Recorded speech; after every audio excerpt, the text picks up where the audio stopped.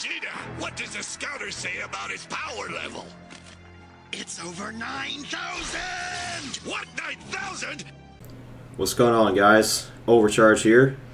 And before I really get into the meat of this video, I just want to go ahead and express the importance of Transmog in World of Warcraft. So it goes without saying that obviously if you have a good Transmog, not only does it increase your damage, your DPS, and it also increases your IPH, which is your inspects per hour. So for example, say you're in a raid and there's another Unholy DK in there who's 480 item level, and you just started playing the game and you're only like 415, right?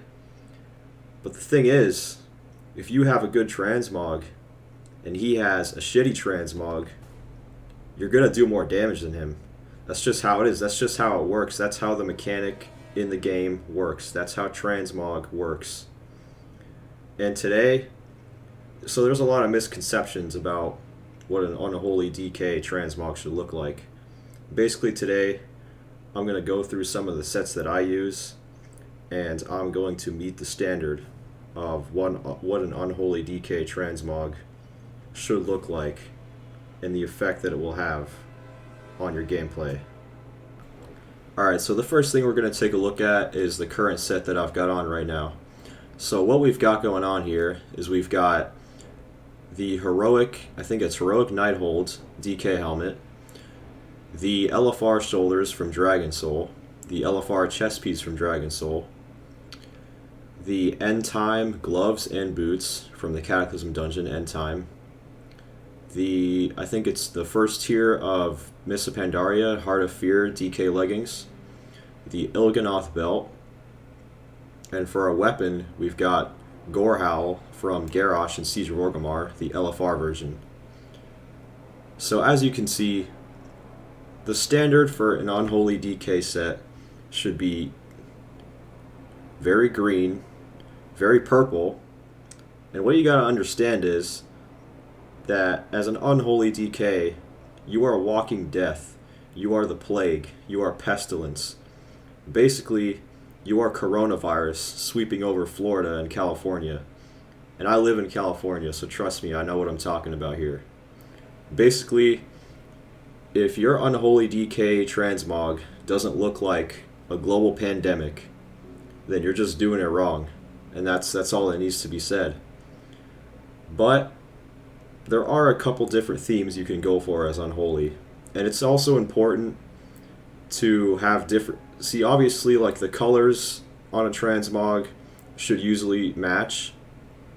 But one of the more important things to remember about Transmog is that there should be some different themes going on. And that's what I'm going to show you in the next part of the video. Alright, so now we're going to take a look at a couple of themes I've got going on here. And, although I would say that green and purple is pretty much the golden standard for an Unholy DK set, you can have a couple of different themes here and there. And I like to call this one Insanity, because basically this is the set that you equip when your corruption is over 100. So, yeah, you're just basically like a Death Lord, Necromancer, fucking servant of N'Zoth. Like, you don't want to mess with this dude. Like, this is what it's all about right here.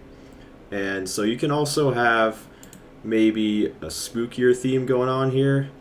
I'll show you guys my Batman set. So this is a set that I use during the Hollow's End event. And it really can't get any more savage than this. Like, this is just... I don't even know what to say about this. This is honestly one of my favorite sets that I've ever created for my DK. And one of the more important things that you got to remember about Transmog is that you have to assert your dominance, right? Like, it's Hollow's End, you got to put on some spooky ass shit like this to scare the fuck out of all the little 12-year-olds playing this game, right? Like, this is what's gonna do it. This is asserting your dominance, and I guarantee you that if you use a set like this, similar to this, that's just it, dude. You're the alpha Unholy DK. You're the best Unholy DK on your server. No doubt. Alright guys, so closing thoughts here. And we're going to stand here at Acarus, the Ebb and Hold, with the real champions, okay? And we're going to go over the 3 benefits that having a good transmog provides to you and your character. So number 1 is that you're asserting your dominance. Number 2 is that you are doing more damage than anybody else who doesn't have a good transmog, or who doesn't have a transmog that's better than yours. Okay? And number 3, the final point here, you are increasing your IPH rating in specs per hour. This is very important. This is probably the most important lesson that you're going to learn from this. Okay? So keep those 3 benefits in mind, and I promise you that you will be a better player. So with all that being said, subscribe to the channel for more content similar to this, and I'll see you guys in the next one.